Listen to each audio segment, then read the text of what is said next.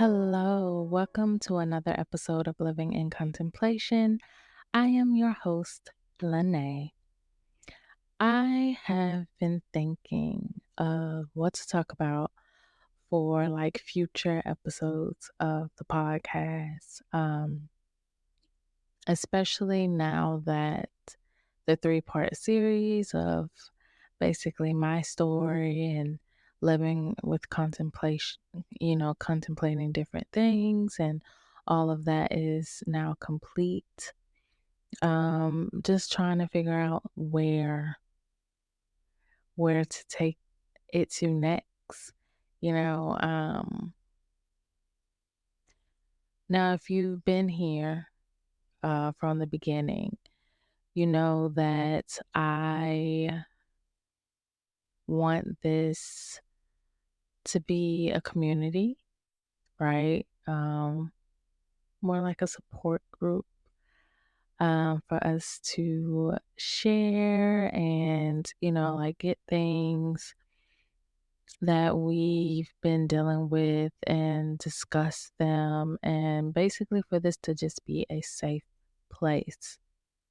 Um, Now, I know everyone is not going to be like me, and obviously having your face out there and things like that. But, it could just be as simple as sending me a message, telling me your story and being anonymous, right? I just read the story, but don't say any names or anything like that. But, there's people that may be like me and may, actually want to be a guest on the podcast and to share their story and, to get some advice, or maybe it's just, you just need um, to feel empowered or whatever it is. But I just want this to truly be a safe place where we can all just share what we're going through, right? Because it is in the name, living in contemplation, but is really about living a life. And that's what we're all doing. And that is what this podcast is all about. It's about life. So until I have stories to tell, or something ends up happening to me and I decide to share, um, I've decided to kind of put my therapist thinking cap on and, think of some topics to discuss. And so in this episode, we are going to be talking about anger, but more so anger as a secondary emotion, right? And so some of you may be like, okay, what is that? You never heard of it. And I know a lot of my clients, we will get into this discussion, right? Because anger management is a real thing. And we'll just talk about anger and, the triggers, the coping skills, the typical things that you do. But I will always ask them, did you know anger is a secondary emotion? And they're like, no, I never heard of that. And so the simple way of putting it is anger is a response to other emotions. There are things that we feel prior to anger. And I like to see it as anger is just an easier emotion to display, but it is not the primary emotion. And so, what I want you to do is I want you to imagine a volcano, right? And luckily, I have seen lots of volcanoes, going to Costa Rica and literally going to an active volcano. And then obviously now living here in Japan and, seeing Mount Fuji, which is also an active volcano. And all of these volcanoes that I've seen are beautiful. You look at it from the outside and it's just this beautiful part of Earth, right? But there's things brewing on the inside, because obviously eventually these volcanoes will erupt, right? Because they're active. Um, and so that is how I like to think of when I'm explaining this to my older clients. Younger clients, we do a different activity. But older clients, I like to say, like, think of a volcano and, what is beneath the surface of the volcano. That is where all of our emotions lie, right? And it's just like how much of those emotions does it take for the volcano to erupt? And once it erupts, that's anger. That's anger erupting, right? And so, what I'm going to do, so obviously, if you are just listening to the podcast, you will not be able to see this. But if you're watching this on YouTube, you will be able to see as I share my screen here. And all right, so as you can see, right, here is the volcano of emotions, and here's anger because, got some little lava action going. But here's anger. And then there's this line here.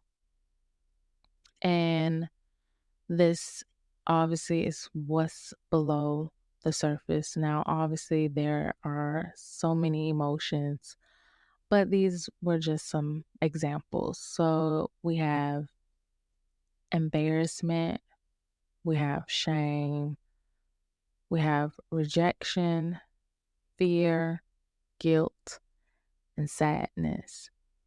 So all of these things here are what is below the surface of the volcano. And it's just like these things literally could be what triggers anger to respond, right? Because anger is a response to these emotions. So, this is just an example to give you an example of what this looks like.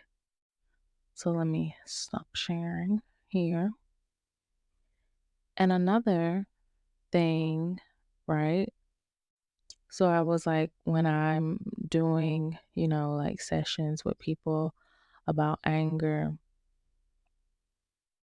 I also do with like younger clients, I do the anger iceberg, right? And so it's the same concept, but it's just different. So when we think about an iceberg, right, there's the tip of the iceberg, and when you're looking at that from the surface, it could be, I mean, it can be a big chunk of ice, but you don't realize how big the ice is because underneath the surface is really big, right? And so if you think about like ships and things, they really have to like calculate that stuff because, yeah, you don't know what is below the surface of the iceberg. Like, you're just seeing the tip of it, but there's a much bigger piece of ice un below the water, right? And so, like, when I'm explaining this to my younger clients, it's like, okay, so the tip is anger, and then what is there, you know, underneath the water, below the surface. And, you know, they tend to gravitate more towards that than the volcano. But I actually like the volcano because, when I think of anger, I think of something that is erupting, right? Um, and when a volcano erupts, it just causes destruction, and our anger is similar to that because, depending on the intensity of your anger, it can cause a great deal of destruction. And so is something that, you really want to tame and to have under control, right? So basically, as I said, anger is a secondary emotion, and all that means is that it is a response to other emotions, but it just comes out, you know, it's anger. Um, so now what I want to try and get into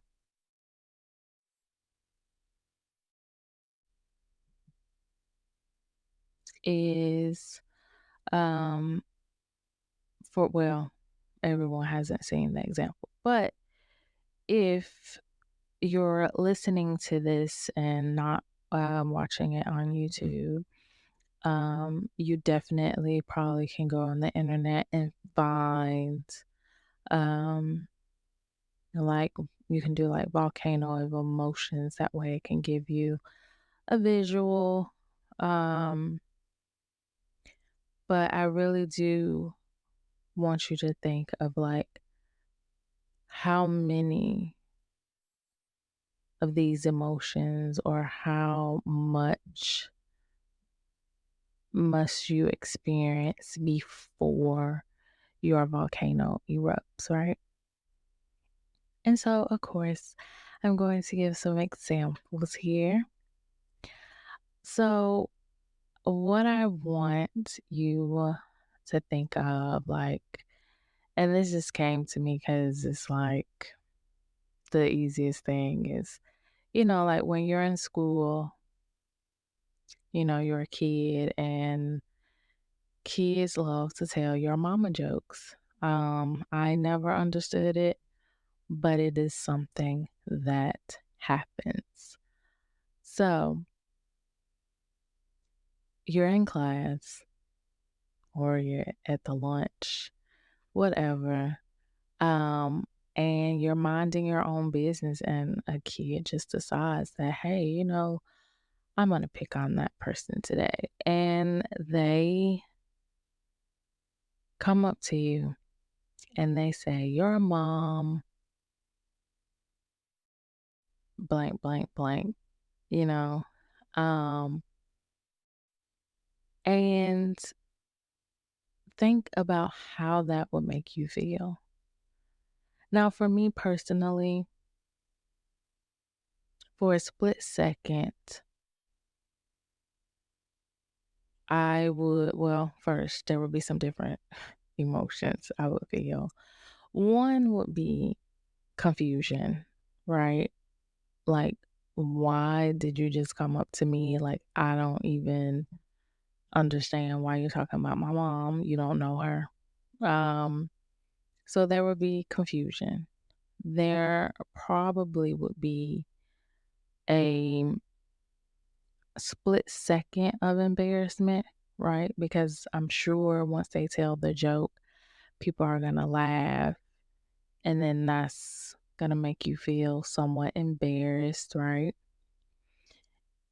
And then after that, I'm going to be pissed off because you just fueled the fire. And then it's just gonna, then I'm gonna go off. And I, use that as an example to say that obviously there's things that were felt, right, before I would be angry. I would be confused. I would be embarrassed. And then I would be pissed, right? Um, because of course, your mom is, for most people anyways, your mom is your everything, and you love your mom. You don't want people talking about your mom. So that's another example. Um could be like, okay, I'm at home with the kids all day. Now luckily, like, my oldest is in school, so obviously a huge chunk of her time is at school. But when she comes home, she's turned, she's cutting up, okay?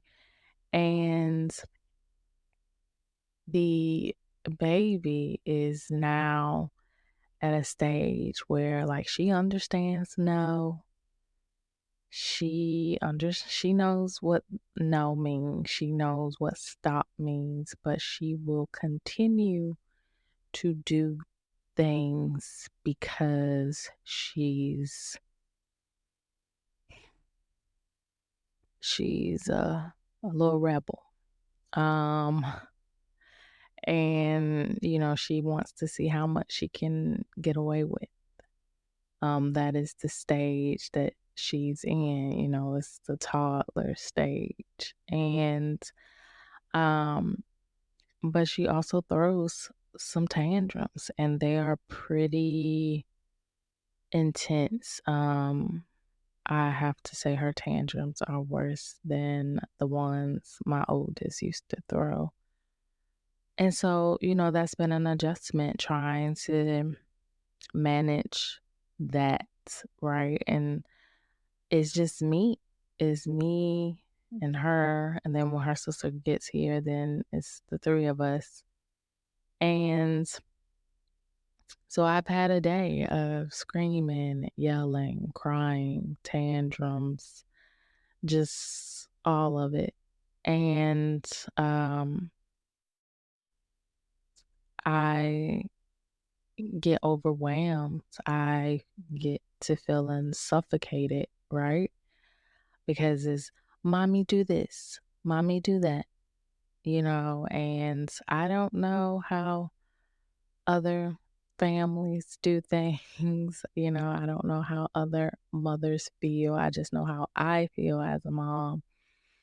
Um, because I'm used to being able to like have my own space, right?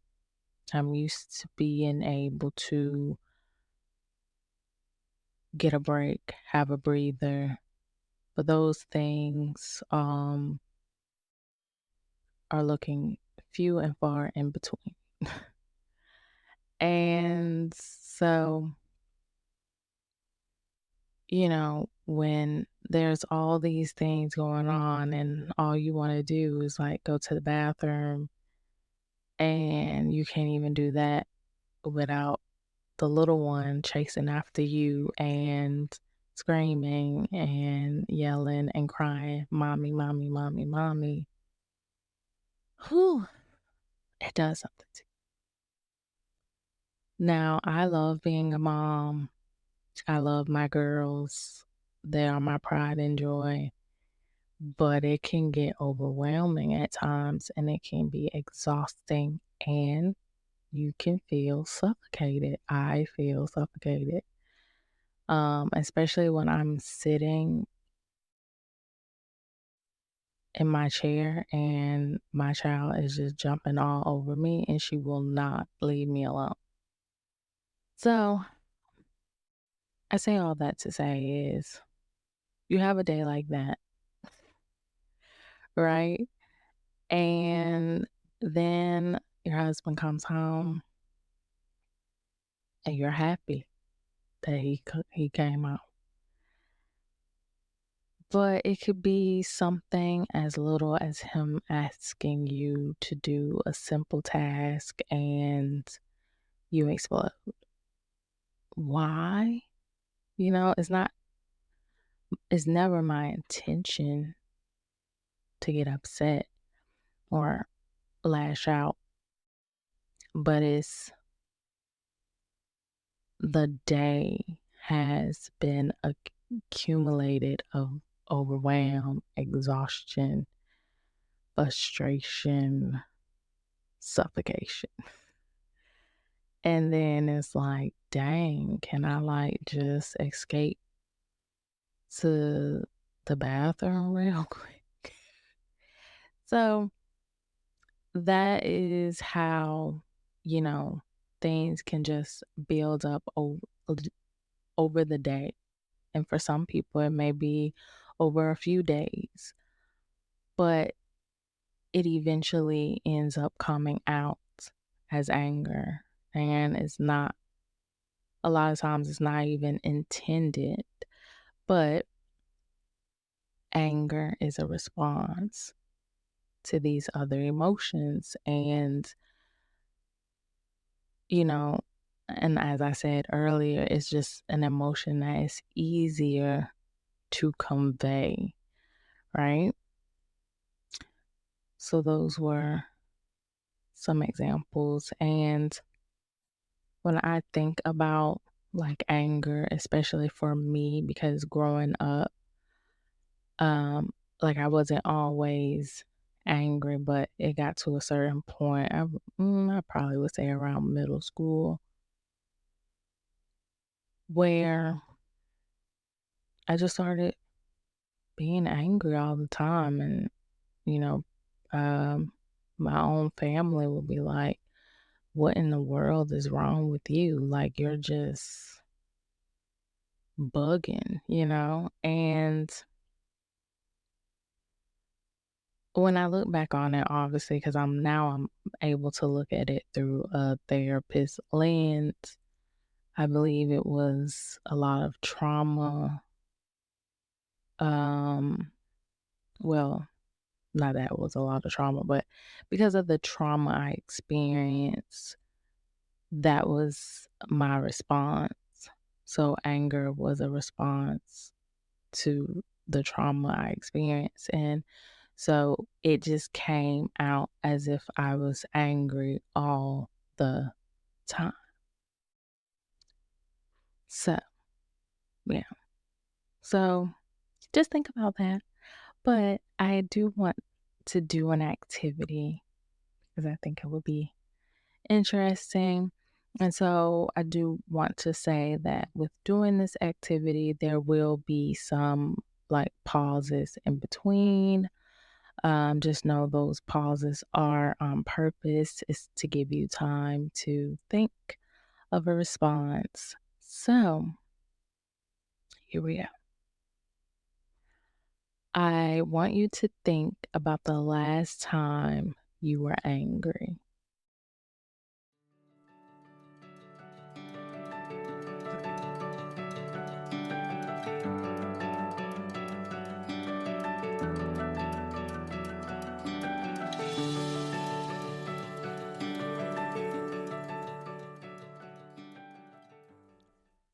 What was it that made you upset?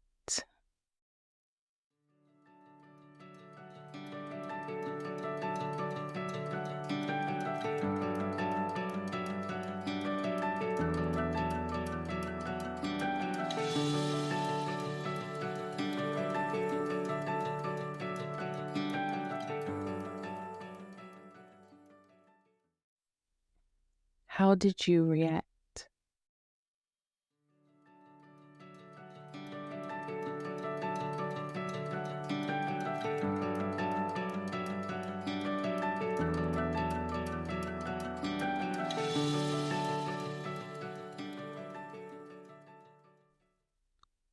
Who was affected?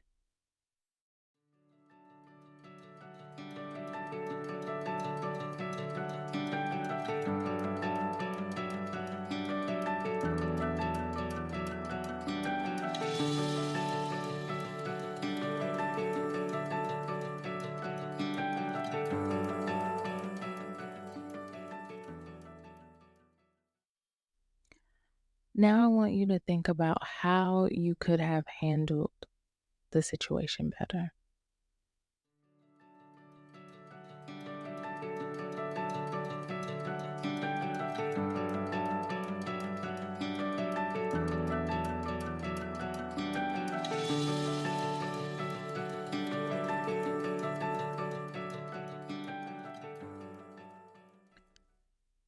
And so that is a little activity I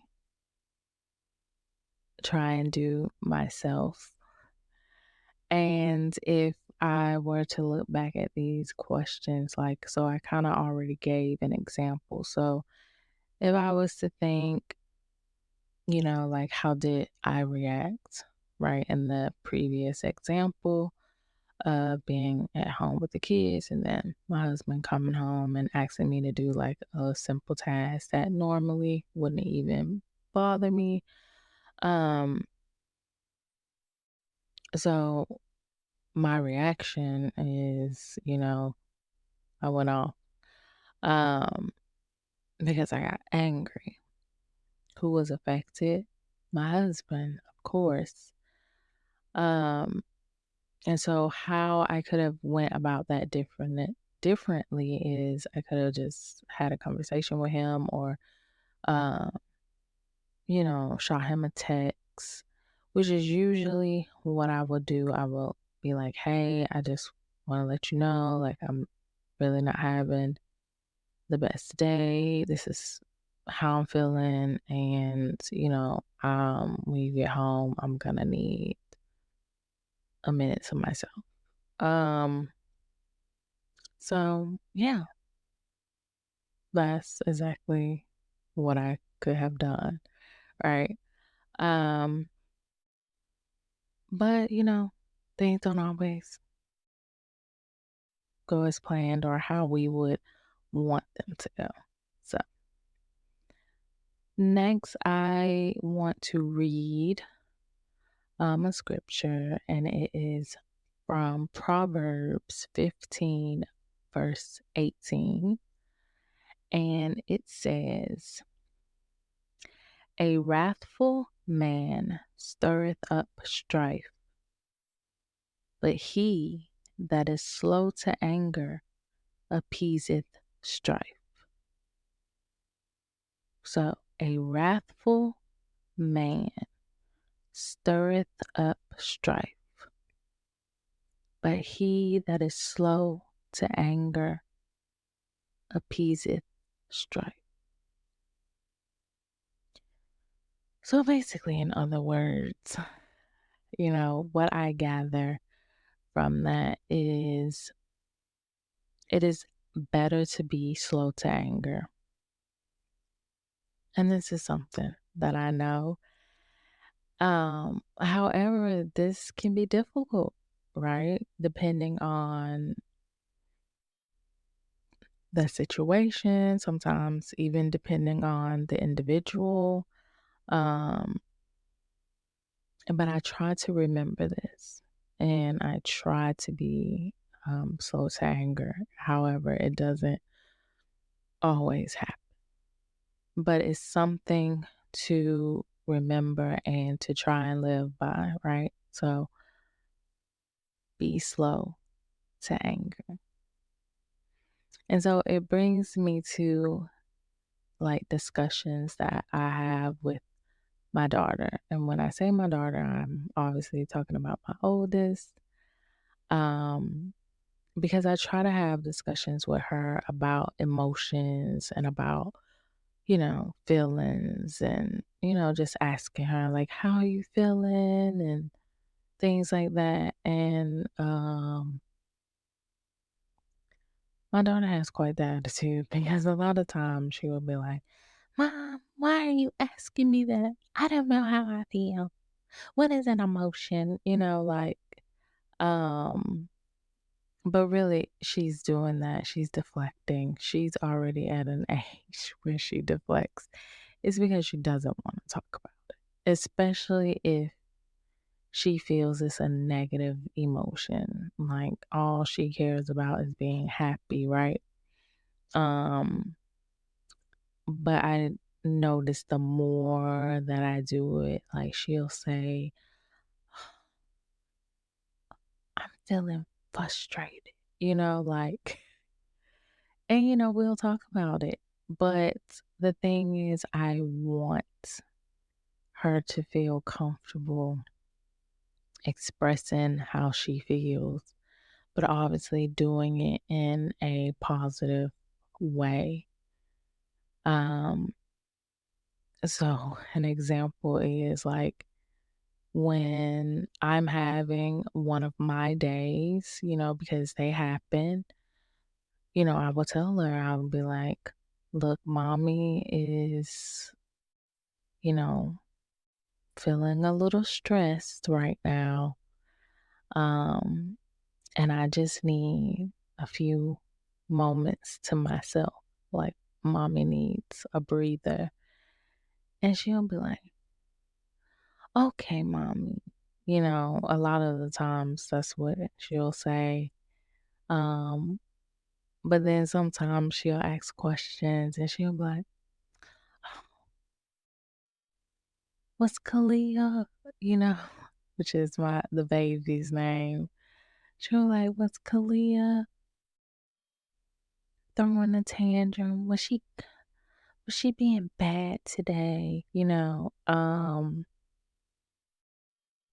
And things like that. And then she'll get on her little sister.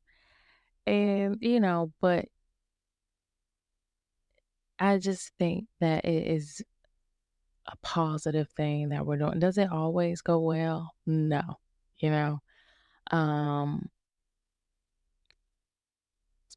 but the thing is that I try, right? And I think that is the most important thing. I try and I want um to be a good example for my daughter and to be a good role model for her. Um and so we have these conversations and my husband will be like, why are you explaining yourself to a 6-year old? Because he doesn't understand, right?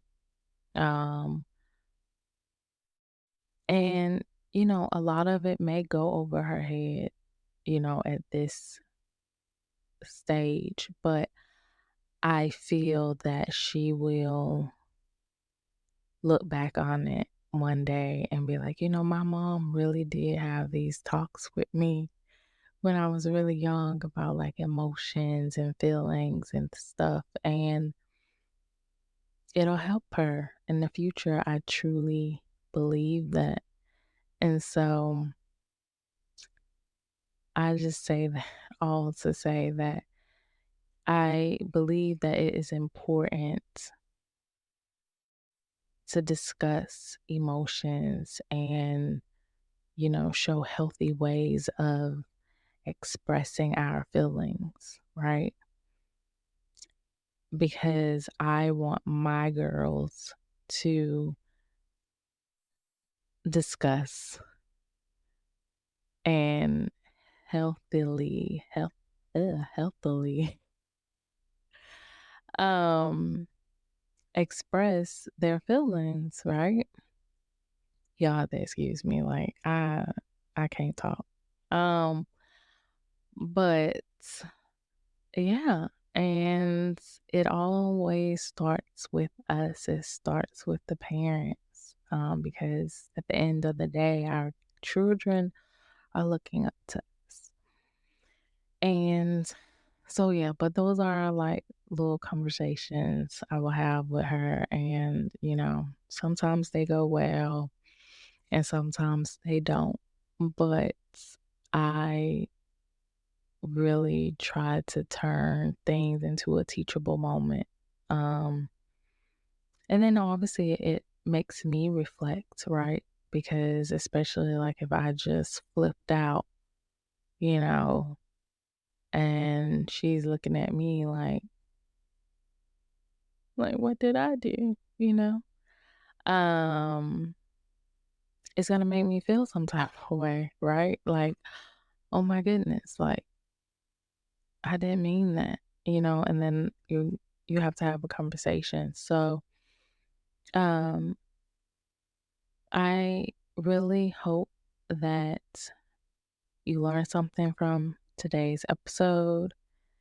Um, that you participated in the activity and that you found it helpful. And just always try and remember like the volcano of emotions. Like, what is below the surface of your volcano? You know, what is it like the next time you get angry?